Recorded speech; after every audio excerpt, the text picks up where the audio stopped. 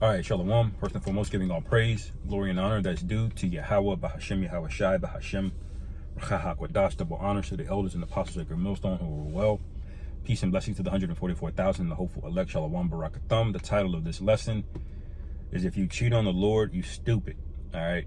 If you cheat on the Lord, you stupid. And now this is roughly based on a phrase I've heard. I believe it was a rapper. I can't remember exactly who said it, but he said something along the lines, if a bitch cheat on me, then, she's stupid or something like that. And that line always stuck with me because, number one, as men, this is the attitude that you need to have towards your woman. All right. You have to have a spirit of indifference, because the Apostle Paul said, those that have wives be as though they had none. And we all know we're going to have feelings for the woman. Obviously, that's why you're with her, but at the same time, you have to have the mindset that if she decides to leave, it may hurt, but it's not going to rock you off your square. There's a difference between, damage to the house and to the framing of the house versus a crack to the foundation.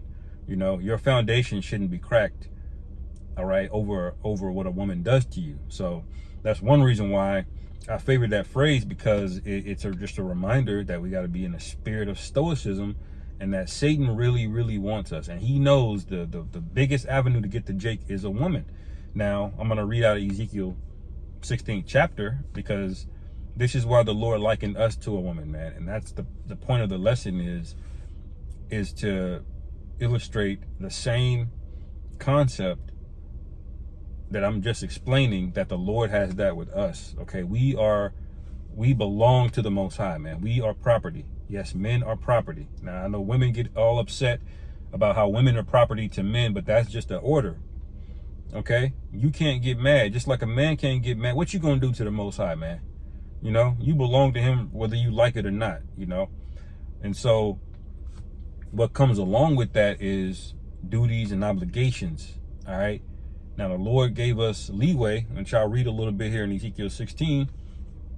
But ultimately, man, like, we're going to be dealt with. We're going to be judged, All right. If you think you can just learn the truth and then just go off and be a Muslim or go to Bali for 3 months and do yoga and discover Buddhism.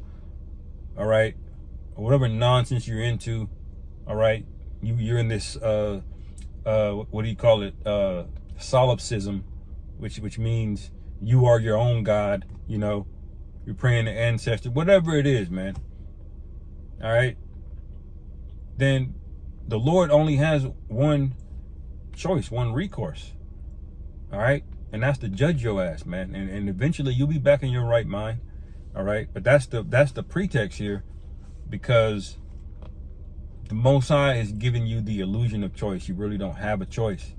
All right. Everybody eventually does the will of the Most High. You can think that you made this decision or that decision or not, but ultimately your ass is right where the Most High wanted you, because it's all a script that's written out. Okay. So you might as well just get with the program, man. Like the Lord said, Paul, why do you kick against the pricks? But this is Ezekiel chapter 16. All right. Man, the whole chapter is good. I don't want to read the whole chapter, but the whole chapter is good. I'm trying to keep these shorter, Let me see, where I'm gonna start here. I'm gonna skip through some of this. All right. Ezekiel 16 verse 8, it says, now when I passed by thee and looked upon thee, behold, thy time was the time of love, and I spread my skirt over thee and covered thy nakedness. Yea, I swear unto thee and entered into a covenant with thee, saith the Lord Yahweh Bashim Yahweh Shai, and thou becamest mine. All right, now it's in the phrasing of a feminine woman, but we know that Israel is likened unto a woman in many examples and many parabolic sayings. All right, that we're likened unto the woman. The church is what? The bride. The bride to who? His son Yahweh Shai. Okay, so we're married. All right, and we're betrothed, and that's not a light thing. What comes with being married, man? You can't go deal with another man. All right. And Jake is going to realize this the hard way. Okay. It says, so that was the point, that we belong to the Most High. We are property. We are the Most High's, or Yahweh woman. Okay. All right. And you can say that's somewhat interchangeable between, the first covenant and the new covenant, but it's all written. Okay. So it doesn't really matter in that regard. Okay. And it says, verse 9, then I washed thee with water, yea, I thoroughly washed away thy blood from thee, and I anointed thee with oil. So we had blood on us, man, and the Lord still chose us. All right. You know how much of a win that is? If you're a whore and the man just decides that I like her, I'm gonna save her. All right. Usually that's not a good idea. But this is the Most High we're talking about, and the Most High, he likes what he likes, man. He wrote this whole story out, But the fact that we had blood on us, we were through, and the Lord said, I like her. This is what I want. This is my choice. Okay. And it says, and I anointed thee with oil. All right. Meaning he chose us. Anoint means to choose or elect. It says, I clothed thee with broidered work, and shod thee with badger skin, and girded thee about with fine linen, and I covered thee with silk. All right. And we saw a lot of this in the time of King Solomon. All right. When the Lord made us a mighty kingdom, which we still are a mighty kingdom, but what happened? Well, Ezekiel 16 is explaining it. How did we get here? All right. Let me skip down a good bit here.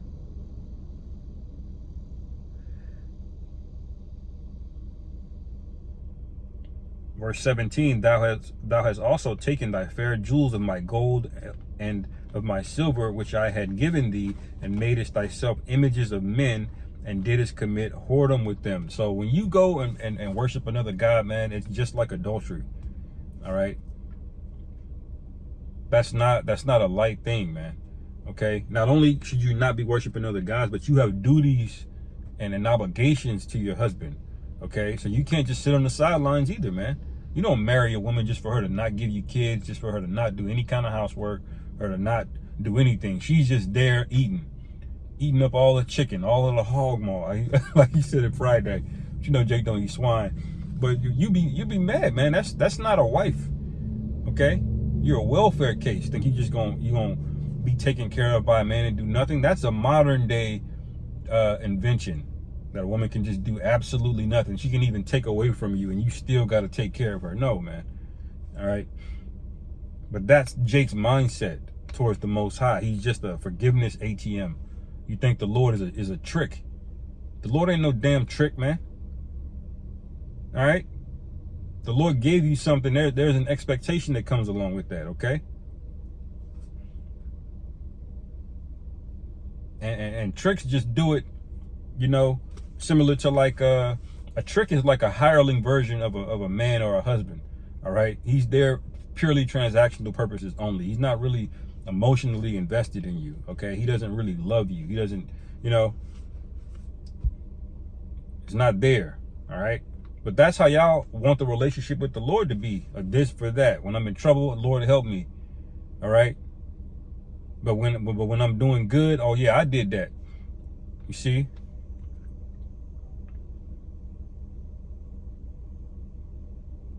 Verse 20, moreover, thou hast taken thy sons and thy daughters, whom thou hast borne unto me, and these hast thou sacrificed unto them to be devoured.